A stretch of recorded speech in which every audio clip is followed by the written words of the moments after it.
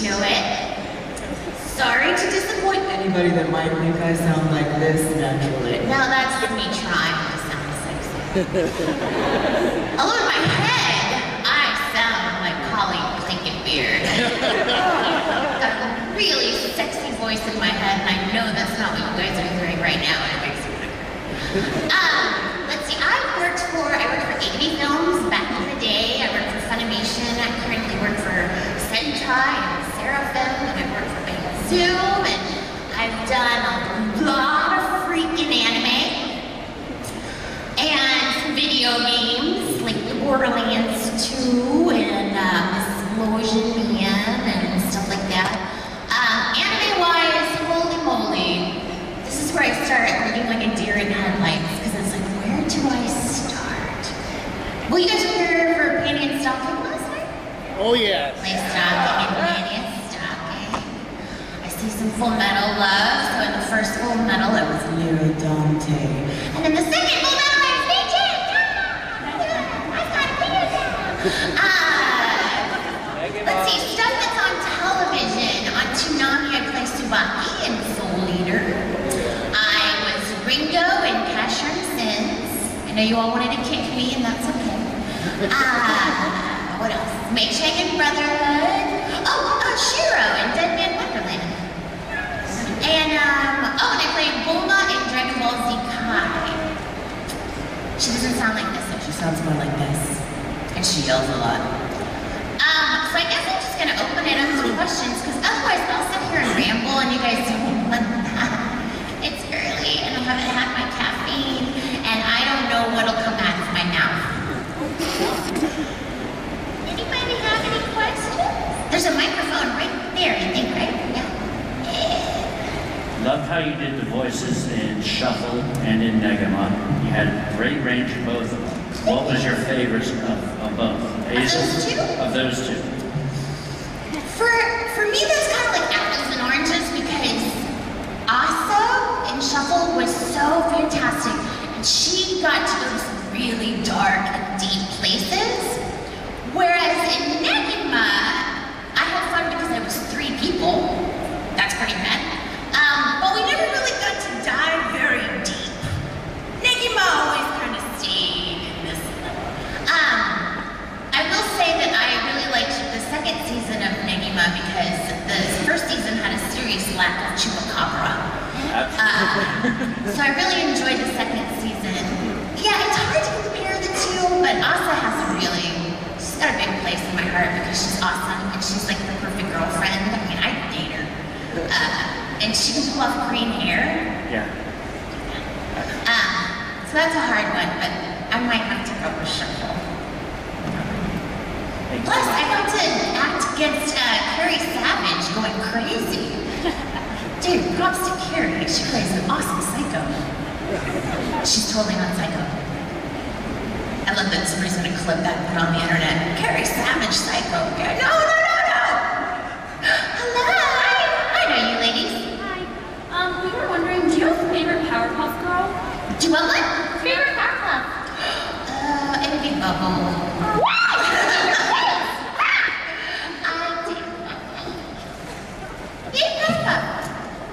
Hello. How are you doing this morning? Pretty excited. Pretty excited. Yeah. What's up? Did you see Terrence Strong ever? Do you want one? Did you ever meet Terrence Strong?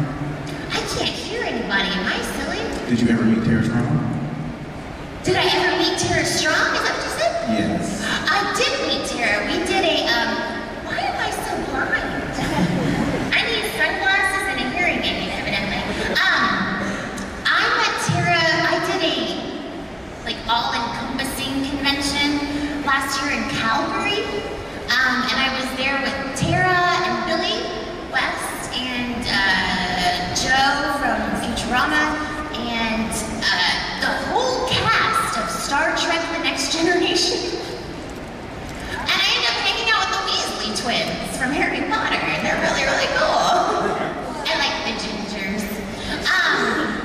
But yeah, Tara and I actually did a panel together, and it was kind of cool getting to talk back and forth, because she's one of those people who I really admire their work. When you meet other people with your voice type, it's kind of fun, because it's like, hey!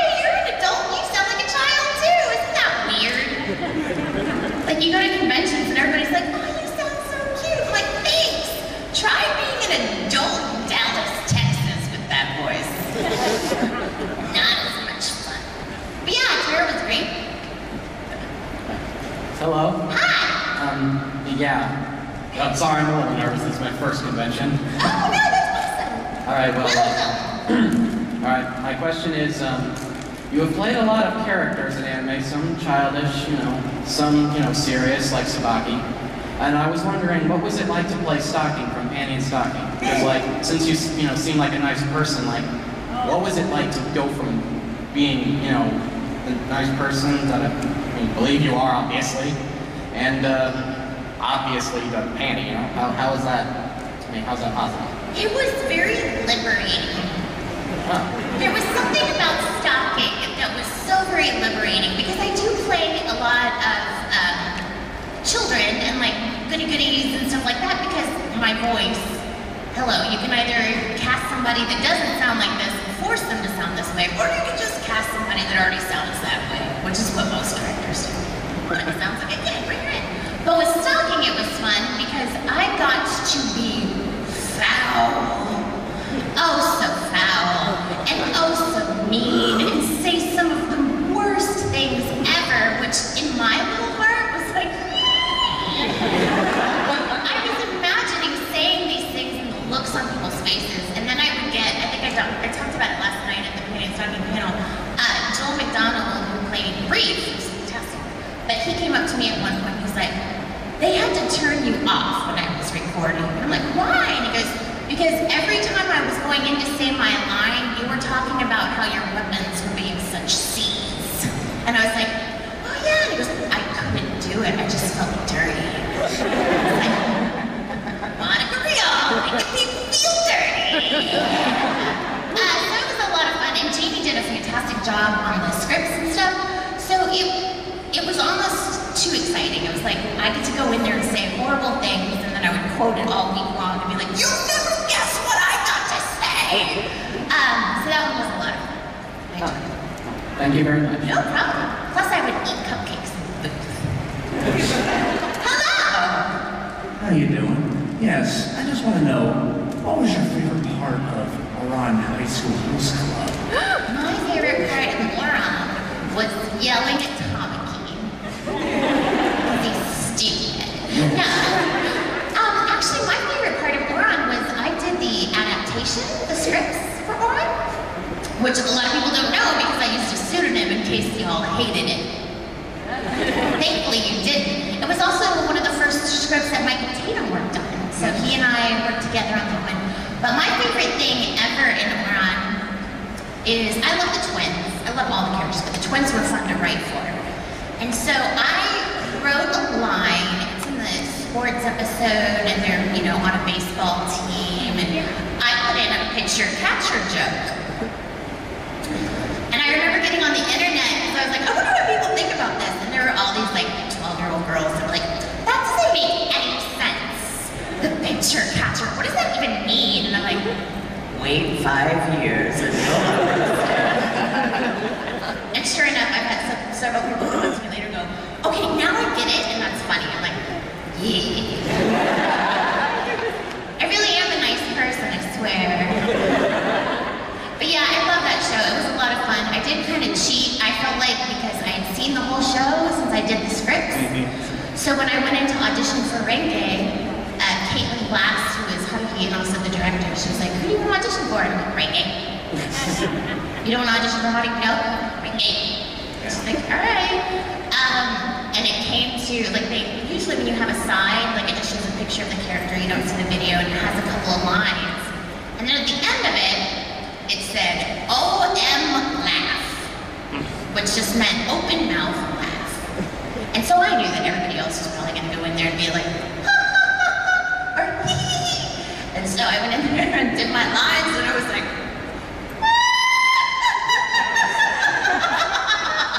she's like, oh, okay, that was good, thanks. And I walked out, and I was like, yeah. I really wanted Renge so bad. But you look fabulous, by the way. Why, thank you. Thanks for the question. Hello. Hello, hi. I like when people listen to you guys. I was wondering, a lot of people know you for your high-pitched voice and your sort of more childish roles. But every once in a while, you get something where you get to express like your deeper voice, and I always really like that. And one of those shows that's coming out soon is Ichigo and Hachi. And there's no trailer for it yet. I kind of have an idea what you're gonna sound like, but I haven't actually heard it, so I don't know how much you're allowed to talk about it, but anything about how you felt working on that? I'm totally allowed to talk about it. I'm so freaking excited, you guys. Here's the thing, because I do sound like this naturally, a lot of directors take the easy route and they're like, hey, we've got this annoying little girl, Monica! Which is great, because I've got job security. But being Monica the actor, you know, I love getting to play like the Joes in First Angel, or the Lyras, Dantes in Full Metal Alchemist, where I get to talk like this. or Phantom Miriam. Where I got to talk like this and yell at everybody. I love that. So, and even Hermione in Princess Jellyfish, like those characters that are really out there that nobody would ever guess before. I love those. And Bevins, Chris Bevins is the director of Ichigo and Hachi, the dub, and he is so good about kind of letting people go outside of their comfort zone. I had a basically Bevins made me watch the intro, like way back in the day, and I was like, this is an awesome show. Just by looking at the intro, I was hooked. Then when I found out it takes place in the pseudo-Brazil, the Latina in me was like, I want to play that role. I know that I don't look Latina, but I swear I am. I'm from Spain. So I got really excited about it when I auditioned. You don't want to get too excited or too attached, because then if you don't get it, your world is ruined. So I'm going in and auditioning and just throwing it out there, and I got it. I love that show so much. I will tell you guys, I've done a lot of anime, and I love some shows more than I love others, but I would have to say that is probably my favorite show I've ever worked on. And the work that was done by Jane Saxton, who plays Hachin, is phenomenal. Chris plays Hiroshi. We've got Newcomer, who plays Otsuko. She's fantastic. Akron from, if you guys watched American Idol back in the day, he plays Satoshi. And like, it's a really, really good cast. We did a premiere at Boston, but they didn't put it in the book, so nobody got to see it. But I will give you all a little taste of Michiko's voice. If you guys haven't seen this show, when it comes out, you need to see it. I'm sure there'll be a trailer soon. Yeah. But Michiko Melandro, she sounds something like this. How you guys doing today? You seen Hachin? Because I've been looking for that little girl. You should all check out Michiko and Hachin when it comes out. I think it's in October. Check it out.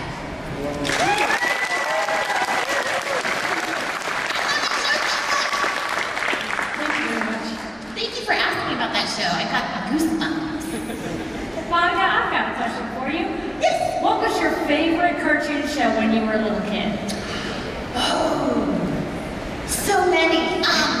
Well, my first crush ever was on the Red Lion and Voltron. Well, not the Red Lion, but the guy that flew the Red Lion and Voltron. You know what I loved? And this is probably gonna really date me. Do you guys remember a show called The Littles? Yes. It was kind of based off of the novels and stuff, and in fact, there was a Miyazaki film recently, right? Oh, yeah. Yeah. So, yeah, I loved that show, and we used to go over every summer to go visit my family in Spain. Right. And so I got to see it in English and dubbed in Spanish, so I was like, this is awesome! So that was my favorite. Oh, awesome. And old. No, you're not. You're sweet. Old. I just sound young. Thank you very much. Thank you. Hello! I was wondering if there was any character you wanted to voice, who would it be? Any character I wanted to voice ever? Yes.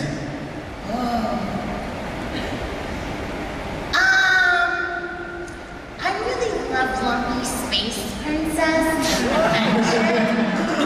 I was Lumpy Space Princess for Halloween. I'm just walking around like this. Oh my god, you guys. Oh my god. But I love what he does, so I wouldn't want to take that from him. Oh my goodness. Well, I kind of got to do that because I love Hello Kitty, and I got to do one season of Hello Kitty's animation theater. So voicing Hello Kitty was a pretty big deal, and I'd like to do that again just because it was fun. And while I can still get up that high. sorry if I make your ears bleed. It's gonna happen. Thank you. Thanks. Hello. My question is, in Soul Eater, would you be able to stand Black Star? Here's the thing. Love Tsubaki. Love her. Patient ninja. Tsubaki will put up with Black Star's stuff.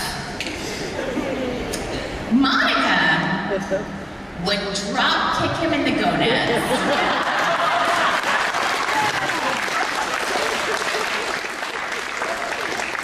I can't tell you how many times we'd be recording, and I love Brittany to death, but I would hear Black Star say something, and I'm like, I want to kill it! Make it die! And Zach, the director, would have to be like, no, remember. I'm like, okay, Zen, ninja, Zen. I love him! So yeah, that was really hard. That was trying for Monica, but it was definitely an acting exercise in patience. Because Monica would not, oh God, I wanted to kill him so many times. I did meet a cosplayer once that that feeling that I used to get when I was in the booth of, oh my God, make it stop. There was a cosplayer that came up to me one time. He was perfect because he had the outfit, and then he gave me an autographed picture of himself. That's all he did. He was like, here. And he walked off, and I was like, I want to kick you in a good way. But I just want to kick you. So Black Star of you. But yeah, I would not beat that picture. Thank you. No problem. Hello! Fractal was a great series that came here stateside 2 years ago. Loved the dub and the sub on both fronts. Thanks. How much fun was it to play Henry? Fractal? Sorry, didn't mean to hit your microphone. Fractal was great. It was a beautiful anime. Very, very pretty. I wish I could say that Emery was a stretch.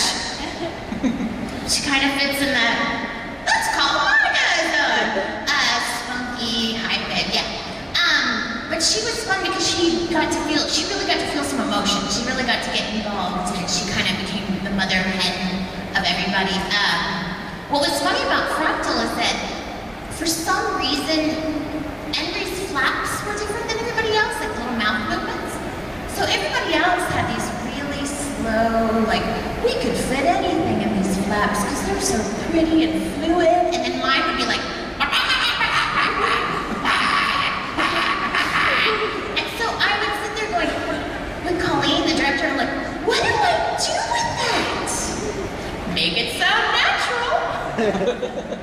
Okay. I mean, like, it was challenging because we'd have to rework the script and stuff. And I'm like, are you having these issues with everybody or is it just me? And she goes, no, for some reason, Emery only has this issue. So I don't know if it was her energy was coming out in the way they animated it, but holy moly, she had some crazy flaps. She was a crazy flaps girl. But that was a fun show. You guys haven't seen the Fractal. Definitely. Thank you. Thanks. Hello! Hi. I'm a really big Hellgirl fan, but I can't find it anywhere except in its original Japanese, except for YouTube. Do you know where I could get it? Hellgirl, that's Funimation, yeah?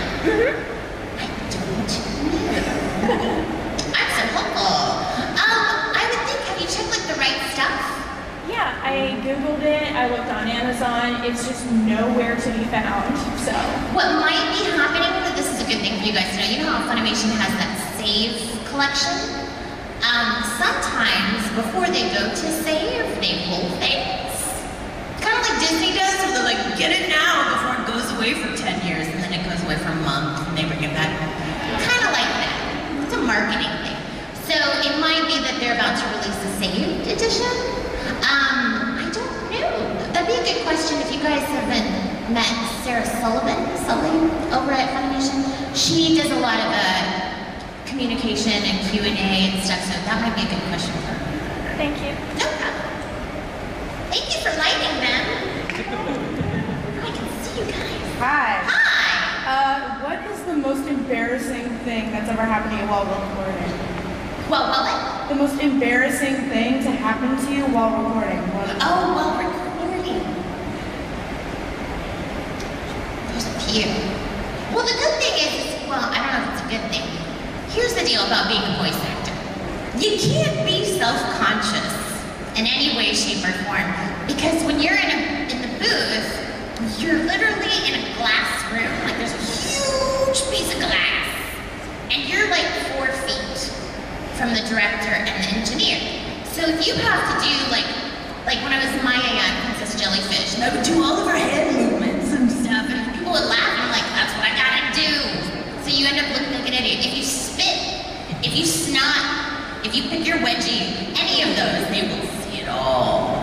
So there's a lot of embarrassing things that happen. I guess for me, early on in my career, the very first main role I got was a show called Gossip. And my first line out the back was a screamed no! But I wasn't familiar with microphones because I came from stage. So they were like, okay, well, we need you to scream no. And I was like, no! Because I'm in front of a microphone. You don't scream into a microphone. That's what you're taught all growing up, right? Don't yell into the microphone. So I kept going. I was like, no! And the director, Matt Greenfield, was like, no, seriously, yeah. No! You know, I just couldn't do it. And finally, it was like 45 minutes. And after 45 minutes, I was so pissed. I was like, yeah! I was like, good. That was good. Now moving on. That was pretty embarrassing. Of course, now I know. If you ever guys, if you ever get in the booth, just yell. Just yell. Hello. Hello again. Aside from VA work, are there currently any projects you're working on? Oh, what am I currently working on? What can I tell you about? I heard you're going to be into something. I can tell you that. Oh, I don't know about that either. Well, you guys know that fairy tale is continuing, yeah? There will be much more Mira Jane in your future. And I do the scripts for that, so I'm doing the adaptations for that, which is awesome. This is the problem, is that I don't know what's coming out. There's some stuff coming out from Sentai that's very exciting. There's some stuff that's coming out from Funimation that's very exciting. I can't say Michiko and Hutchin's coming out in the fall. You should totally check that out. And a bunch of other stuff. I just don't know what I'm allowed to talk about, and I don't want to get in trouble. Hello! Hi. I'm a big High School of the Dead fan, and I was just wondering if you were excited about Chapter 30 coming out. The which one? Chapter 30 of the manga coming out. Oh, I don't know what that is. What's happening in Chapter 30 of the manga? It's mostly about your best friend right now. About how she's getting the shit. I love High School of the Dead. I was very excited because this is pretty early for this, but you guys will tell me. Since I play a lot of little girls, it's very rare that I get to play well-endowed characters. So when I went in to work on High School of the Dead with Stephen Foster, and I was like, so who am I playing? What little girl is it going to be this time? He goes, oh no, you're going to be this girl. And he flashed Shizuka on the screen, and I was like, I have boobs! He's like, oh, you don't just have boobs. You've got giant. And I was like, yes. And so then she had whole scenes where she was doing the moaning and the silly and the flirting with the boys. I had so much fun. Because I never get to do that kind of stuff. And everybody else is like, oh, I'm so tired of being sexy. And I'm like, I need to be sexy! That never happens. So yeah, any more High School of the Dead, bring it on. I will totally do it. I will be ready. Thank you. No problem. Hello! Well, it's been announced that you are one of the diary holders in Future Diary that's coming out in 3 months. Can you talk about maybe auditioning and what you feel about the show and getting an important part? The show is great. I wish I could tell you more about Kamado other than the fact that she has a giant head. I was a little weirded out when I first went in because Zach was like, you're number 8. I'm like, I don't know what that means. He's like, well, it's Kamado. And I was like, okay, sure. And he put her on the screen and I was like, is this like her chibi form or is this just her? And he's like, oh no, this is just her. And I'm like, nobody else looks like this? He goes, no. Okay. Do you want me to play that she's got a big head? No, I want you to play her just normal. So she's normal, but she's got a giant head. Yes. Okay.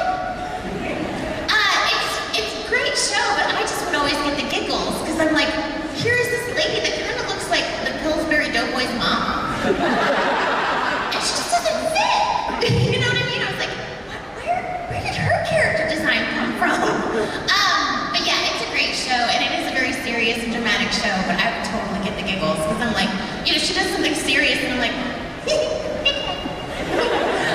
but she's fantastic and I really do like the show and everybody did such a fantastic job on it. I hope you guys will check it out. Thank you. Hello! Hello. So can you tell us what it was like working on Heaven's Lost Property? And if there's anything we can expect for the future? Heaven's Lost Property. Well, since I'm dataless, I do a lot of talking like this. I miss out on all the flying panties, unfortunately. However, I do play the chicks, like the little baby chicks. And I can't tell you how happy I was in the movie, which I guess is being released soon if it's not already, when the chick goes Godzilla, like the chick gets huge and attacks the city. I got to do all that. It was very exciting. I don't know what is going to happen in the future with that. I don't know if there's more to be licensed or if we're going to license it, but it's a fun show, and I know that everybody that works on it really enjoys it. So. Thank you. Hello. Hello. Final episode of Excelsior. Is Hyatt really sweet and innocent, or is she just faking it really well? I think she really is sweet and innocent. I really do. Even considering that she decides to take a walk to the hotel? You know what? I love Hyatt. If you guys haven't seen Excelsior, this is a little old school, and I know people are like, that's so old. I'm like, it's awesome. You should totally check it out. It's a great show. Yeah, that episode's a little risque. It's a little risque at the end. But, yeah, she's so sweet. Plus, she was so much fun. I got to vomit blood every 5 seconds. No, not like me in pain, but like, I got to get really awesome. Kirby! Hi, huge fan. Oh, that's fantastic. It's you. I was just wondering, hopefully no one's asked this, I unfortunately came to the panel a little bit late, but what's your favorite part about working on Fairy Tale? Do you have a favorite episode voicing Mary Jane? Fairy Tale, like favorite part as an actor or as the script writer? Whatever. Well, as a script writer, it's always fun because I have to think of new and inventive ways for Gray and Natsu to make fun of each other. You know, you can only call him Pyro so many times, and then it gets a little old. So, like, the other guys that work on it would be like Josh Greeley and Tyler Walker are always like, all right, now we've got a long run of Fairy Tale, we need to come up with some new insults. Because it's kind of like Dragon Ball, you know, you can only call somebody, you jerk, so many times. So you have to get really creative, so that's fun. As far as Mary Jane, I just love her because she's one character that's got like 28 voices. So for me, it's a lot of fun because you've got, sweet, hi, I'm Mary Jane, would you like a beer? And then you've got punk rock young Mary Jane that's like, Earth, I'm totally gonna kick your butt, bah! And then the Satan Soul, which is really big. And there's something very, like when I had to do that transformation scene, that might be my favorite moment in Fairy Tale ever because I knew it was coming, that I was gonna have this huge Dragon Ball-esque power-up.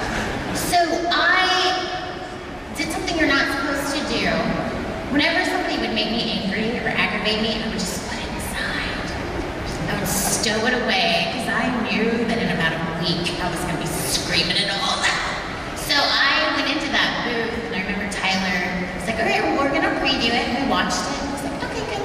Because now we might have to do a couple of takes of this, so don't go all out the first one. And I was like, okay. And I heard that beep, beep, beep.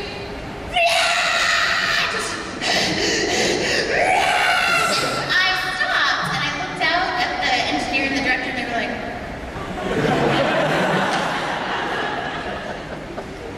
I think that's good. it felt so good. It was like one big F you to the universe. So yeah, I love Mary Jane, and I hope that someday she'll hook up with Freed. They'd be great together. Thank you very much. Thank you. Thank you, Monica.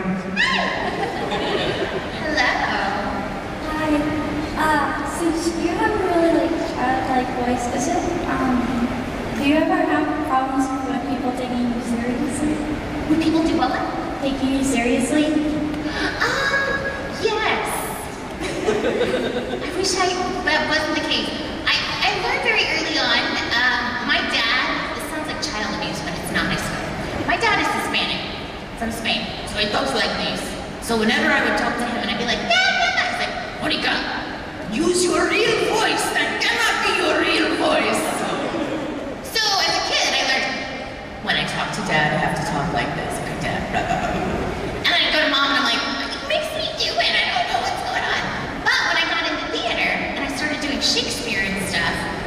you can't have Lady Macbeth sound like this. Out, damn spot! No, it doesn't work. So I had to learn how to use this voice so that I could actually project and still say, out, damn spot. People would say, oh my gosh, she sounds like an actor and not a child. I used to have people come see my plays, and they're like, you sound like a mouse. But you didn't sound like that on stage. I'm like, I'm an actor. So yeah, it's hard. I do a lot of commercial voiceover in Dallas, like for, you know, Deer Park water, you like it. like that kind of stuff. So I can't audition like this, because I do get some auditions for like, you know, teenagers or kids, and so I'll do those. But if it's like the legit stuff, or if I'm gonna go and open a bank account, Then I have to tell them, hello, I would like to open a bank account. so yeah, it's hard. Hello, Tsubaki! Hi. I was wondering if there was like a favorite moment recording Tsubaki, or like favorite line, favorite episode, something like that. Oh, my favorite episodes were the brother with her brother and that whole thing. It's fun when you get to know people. Like I've known Kyle Weir forever, and we've never actually gotten to do something together opposite one another. And he had recorded before I went in, since he's around in town. So nice to be able to hear him and to be able to just respond to him and act opposite him. And it's nice too. I like Soul Eater in that you have all these different characters and you learn a little bit about each of them. They could have very easily just kind of glossed over her and been like, she's a cool ninja, whatever. But they gave you some backstory, kind of like know a little bit more about her and watched her grow. Thank you. Thank you. Hi again. Hello. Your hair is fantastic now that I can see it. Oh, thank you. I was wondering, you're a very regular actor at both Sentai, or ADV when it still existed, and Funimation. Between the two places, is there any difference in procedure that stands out to you? Like, just in the way things are worked, you know, between the two studios? I was just curious. Good question. Well, there's a definitive difference in the process because Funimation uses what's called the beeps method, which is kind of the industry standard. So, like, when you go in, you'll watch it in Japanese, and then they go back and take out all of the voices, so you just hear the sound effects or anybody that's already recorded in English, and then you hear beep, beep, beep, and you talk on the imaginary fourth beep, which sounds really weird, but it's really easy to get into once you get used to it. At Sentai and Seraphim and those places, we do what's called the chase method, which is really easy for those of us that started with it, but people from Funimation are like, why do you do that? That's crazy. Basically, we watch it in Japanese, and then we go back and just record over the Japanese. So instead of having any beeps or anything, you're literally just, when you hear the Japanese, you start talking, and you finish when they stop talking. So it's a little different process. Okay, cool. But other than that, like, Sentai moves a lot faster, because they, for those that don't know, they're kind of formerly ADV, and so, like, they're kind of working their way out of a hole that they were in, so they have to get things out a lot faster. So things move a lot faster there. Okay. Cool, thanks. No problem. Hello! Hi. I have two questions. Go for it. Is there like any favorite moment while recording High School of the Dead? And two, are you fluent in speaking Spanish? Sí, yo puedo hablar español. Yo soy de España. Villa García de Rosa. Did I say that? Really? Yeah. Yeah. I need to practice though. I moved to Dallas and now my dad's like, Monica. Usa tu español. Yeah, tienes que practicar. I'm like, all right, sorry. But yeah, High School of the Dead, my favorite moment, and I kind of touched on this earlier, was when Shizuka gets out of the shower and she's harassing the boys, and literally just moaning and giggling and I had so much fun. So I'm guessing like you like the shower scene. Oh gosh, yeah. Any of that stuff, 'cause I never get to do that kind of stuff, because I'm always the little girl, so they never show them being risque. So I get all excited when I get to do like shower scenes, and all the other girls are like, another shower scene? I'm like, yay! Yay, I get to jiggle! No problem. Hello. So you were known for Princess Sakura from Tsubasa Chronicles and all that, and And of course, the OVAs were released a couple years back, but how did it feel for you when you had to switch Sakura from when she was so happy and cheerful to how she got serious in the OVAs? Like, how did it make you feel? Well, I was very excited because everybody told me about the OVAs, and they're like, Sakura gets a gun. And I was like, shut up! So in my mind, she had turned into like this total badass. It was like, she only had those guns for a hot second. I was like, man. Sakura was fun, but she was difficult from an acting standpoint because when I went back and did that very first episode of Tsubasa, and she's spunky and fun and and then she loses her feathers and she's a zombie. And I was like, oh, okay, so I have to get rid of all of that persona, and then as we went through the show, every time she got a feather back, I had to add a little bit of her personality back. But the thing is, when we started recording, we didn't know how long it was going to go. So it's like, how much do I add back? Because we can't have her back to normal at the end of season 1 in case there's 8 more seasons. So it was tricky kind of finding that place. Now, by the time we got to the OVAs, I felt like I could kind of bring her back up to the level where she was in the beginning, only a little more jaded and a little more cynical because she had been through all of this crazy stuff. So she, for an actor, it was a lot of fun getting to kind of do all of this. Really had to think about where she was going to start, where she was going to end up. And I hope that their story is not done. I know that the manga's been finished. Yeah. I want more anime. Yeah, it's so true. Yeah, so hopefully, because she was so much fun, and I really loved her, and that story is still such a sweet story. Like, there are still moments in the first one, like with her and shower on, that I think any girl is just like... It also helps that I absolutely adore Jason Lee Rip to play shower on. He's fantastic, and he's so precious. That's good. Thank you so much. Corona! Hi, hello. What was your favorite line as stalking companion stalking woman?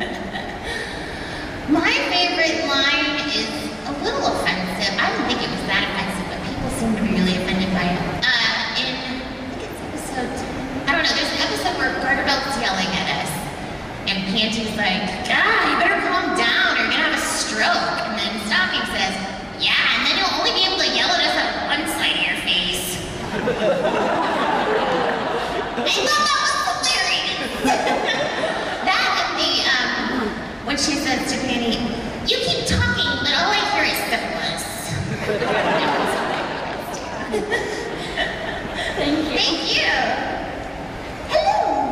I'm not really sure if they would ask this, but in Sgt Frog and Mermaid, what was it like playing someone who had a split personality? I do that a lot. I don't know why they cast me as the psychos.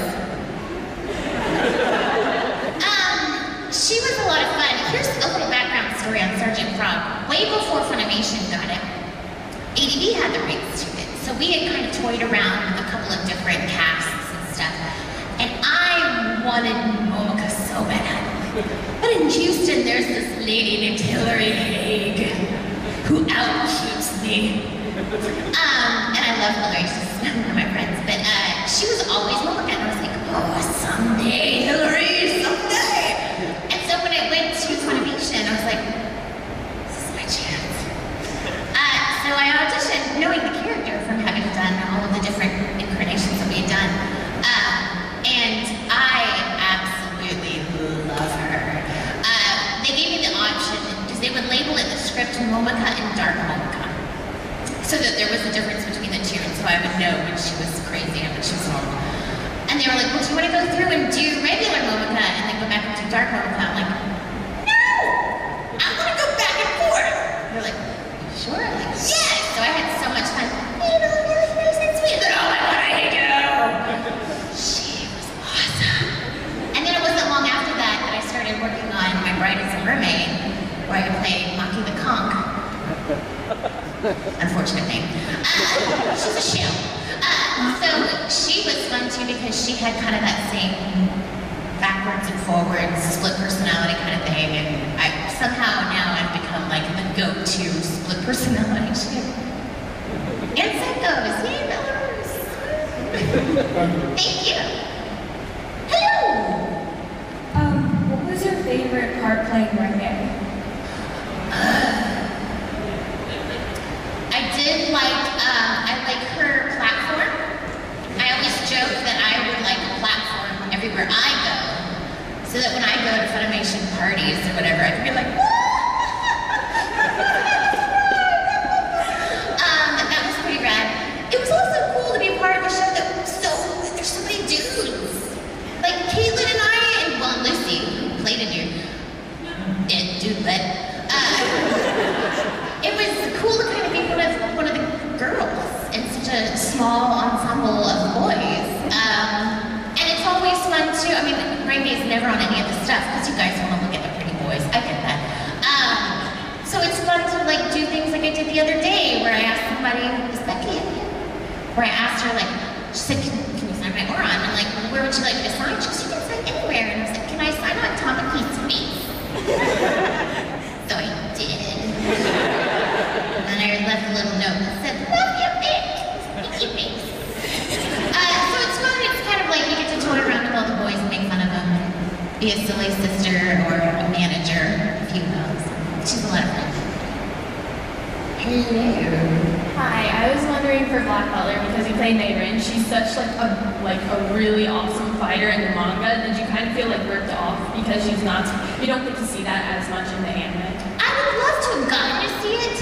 You know what I mean? A little bit. We get a glimpse of it. I loved that because in the Japanese, the voice actress changed her voice slightly, and I was like, can I change my voice? And they were like, what do you mean? I'm like, I think it'd be really cool if she not only changed the timbre of her voice, but what if her accent went from Cockney to standard British? I'm like, ooh. So to me that was so cool to go from, I'm Mayrin, I'm silly, goofy, to I'm Mayrin, this is how I talk, and now I'm going to shoot someone in the head. Watch that. So it was awesome to me, and I would love to get to do that voice more, or to see the different sides of her. So maybe a little joke. Thank you. Thank you. Hello. Hello. I just wanted to know, as Monkey the Con, what was your favorite line in the entire series? Oh, calling Todd Havercorn a sea louse is pretty awesome. I can't think of any particular lines that were my favorite. I just remember because, for those of you that don't know, it's kind of this Romeo and Juliet type story, but you're dealing with kind of a Yakuza family, but they're all from the sea. So my character, when she's dealing with Sun, she's kind of her bodyguard, she's very nice and sweet. Oh, he's so cute. But then when she gets pissed off, she turns into this kind of Yakuza, get out of my way, I'm gonna kill you, see that? It was awesome kind of going with the back and forth with that. But yeah, anytime you get to call Todd Havercorn a sea louse, it's pretty rad. Thanks. Hello! What was your favorite line as May? Oh. Nothing with alka history in it, because it took me a while to learn how to say that. Probably, I can't think of any particular lines, but I love the stuff between her and Al. It's, Al! And anything having to do with Xiaomei. I want Xiaomei. I want Tia Ballard's voice and a panda on my shoulder.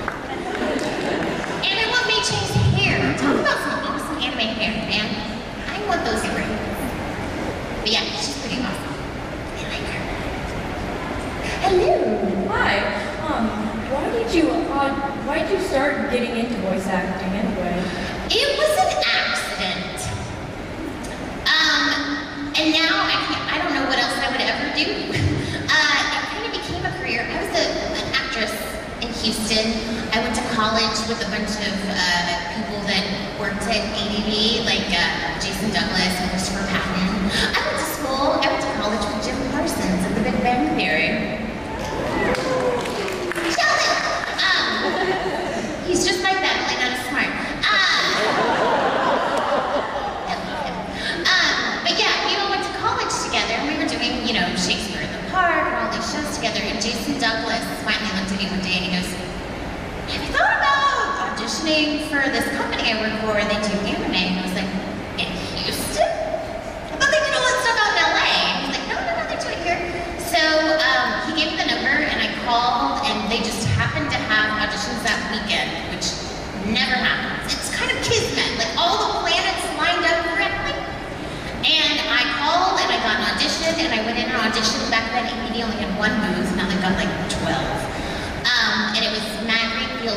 Foster, and they were like, your voice is so weird. I'm like, I hope that's a good thing.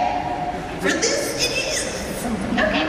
So then I, was still in school, and I thought, well, this would be a fun gig to do while I'm finishing college, whatever. And then I got out of college, and I was like, I'm still doing this.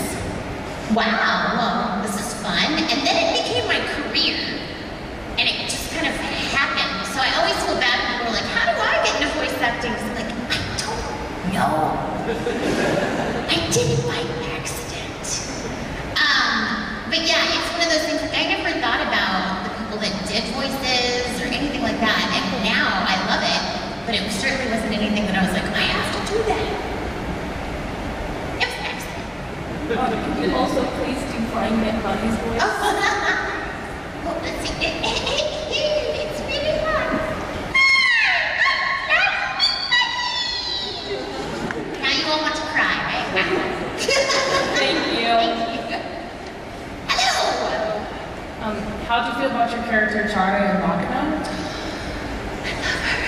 And do you wish you could talk more? I do and I don't. Like, I think that what she did say was so all-encompassing for her character. I loved Chani because, well, for one, she didn't have any lip flaps. That was awesome. And then I also loved it because I had just gotten back. I had spent 10 days in Paris with a friend of mine. And as soon as I got back, Tyler Walker was like, I have this role. We didn't audition for it. Her name is Chani, and she's French. Really? But I don't want her to be like, ho, French. Just a little bit of French. I can do that. So when we got in there, and to be able to just act, and to not worry about the lip flaps, and then to be able to do just a little bit of the French accent, so cool! It's not very often that we're kind of let to just go, and you don't have to worry about the Japanese pacing, you don't have to worry about anything because you're not matching anything, you're just feeling it. And she's so deep, and everything she says is so heart-wrenching, and just, you're kind of on this journey with her. So yeah, I mean, she got her own series. I would totally dig it, because I had a blast. But I think that what she did say was so strong and so poetic that I can't imagine her having much more to say. Thank you. Hello! Hi there. There's an episode in Oron where you had a giant Japanese history lesson. How did you prepare for that? How did you get yourself in that mode and all of the inflection and the syllables and everything? How did you do that? It's hard. When you look at Funimation, we have like the head writer, which is John Bergmeier, and he's the guy that doles out all the work. And then you have your lead writers, which are me and Jamie and Tatum and Bonnie Clinkenbeard, who is Colleen's sister. We each have our fortes. Like, Jamie's really good at comedy. Tatum is really good at four-letter Scrabble words that are crazy words that you've never heard of. His vocabulary is wicked. Bonnie's just good at everything, but I tend to get to shows, like anything that requires any sort of research, I like to learn. So whenever there's shows that have anything that's like very specific, or hey, the fans really like this show, don't screw it up, give it to Monica. So with that one, I learned more than I ever wanted to learn about Japanese history. But it was literally just, it was like being in school. It was going through books, it was searching the web, it was talking to Sarah Lindholm, who's one of our translators, who knows a ton about Japanese history because she had to learn all of that when she was in school. So it was a little bit of all of that, using all these different outlets and kind of bringing it all together and going, And Caitlin also is very well versed in like Japanese history and stuff, so she was able to kind of fill in any holes where I was like, question mark, I think. But yeah, I really dig all the research and stuff, so that wasn't so hard. Alright, thank you. Thanks. Hello. I was wondering, were you disappointed in Edala's version of Mira Jane since it was basically the same from everybody else got to be like flip-flop and you were just like, I'm still here the same way I was. We just finished recording. Speaking of, hi Mira. I love that the two of you, I wish I could take a picture. Right here and Mira, right next to each other. But yeah, it was one of those situations where we just finished finish recording Endless. I think I'm allowed to tell you guys that because you know it's coming out. When I started writing, I was like, oh man, everybody's all different. For those of you that don't know, it's not a spoiler or anything, they kind of go to a different dimension, and so you get to see all the fairy tailors, but in different, like, personalities. Except for Mira, who's just as sweet as can be still. I kind of wanted her, but I guess we get to see kind of the B side of her when she's younger, and then of course the Satan soul, so maybe they figured, we've seen enough sides of Mira, let's just keep her the same. Someone's got to stay the same over there, so I guess it's got to be the grounded one. Right, right. So yeah, I was a little disappointed, but it's okay. I think you might have already answered my question, but I'm not up to date on things, and I wonder if you could answer this. Is it true that there is going to be more English dubbed episodes of Fairy Tail? And which episode is the cutoff this time? I don't know. And I got in trouble last time because if any of you have heard the commentary, I think it's on the last episode that was released or whatever, I made a comment about Freed getting a haircut, and that doesn't happen until later, and then everybody's like, oh my god! I was like, oh crap. But when he got his haircut, didn't it just like grow right back? It did. He's got magic hair. He's like one of those Barbie dolls, so you just cut it off and it comes back. You twist his arm and it comes back. I don't know what the cutoff point is. I can tell you that we are past Endless. So we're a good ways in, I don't know how much I can say without getting in trouble. I know that I've been working on it as a writer for a very long time. So, but I do tell people, like, if you, this is something I'm going to kind of segue into this, making sure I'm not over my time. Thanks for the countdown. But, if you guys, like, there's a show that you guys like, let's say Fairy Tail. The best thing that you can do to make sure that you get the rest of the show is actually buy the disc. Because even though it's on Netflix and it's on Funimation channel and all that stuff, those numbers don't contribute to the numbers that they look at to buy more of said show. So, like, you can watch it on Netflix like 98,000 times, and that's awesome, and we love you for it. But if you buy the disc once, that means more than watching it there. So, like, just let everybody know that, like, the Fairy Tail stuff, which is, it worked, because I went out and told everybody, like, if you love Fairy Tail, just buy a disc. And they did, and now we have more, which makes me so happy. So, to buy the discs, so it would count, you have to buy it from Funimation? It doesn't matter where you buy it, it's just that Funimation keeps tabs on sales of, like, hard copies of discs. So, like, whether you buy it at Best Buy or Right Stuff or Amazon or wherever, they still are keeping, Amazon's good, they keep a list of, you know, how many are selling and how many are being sent back or whatever, and that way they know what titles are going to continue purchasing and which ones. Okay, thank you. I think it's time for one more. I like your hat. Hi again. Okay, I don't know if you are allowed to answer this or if you know the answer to it, but is there going to be more High School of the Dead? Don't know what we can say about that. I know that. Oh. I don't know. I hope so. I love when people are always like, well, would you do a second season? I'm an actor, honey. I will do a second season of anything. But especially High School of the Dead, because, like I said, boobs. It's pretty awesome. So I don't know what I can tell you about that, but I will say, maybe.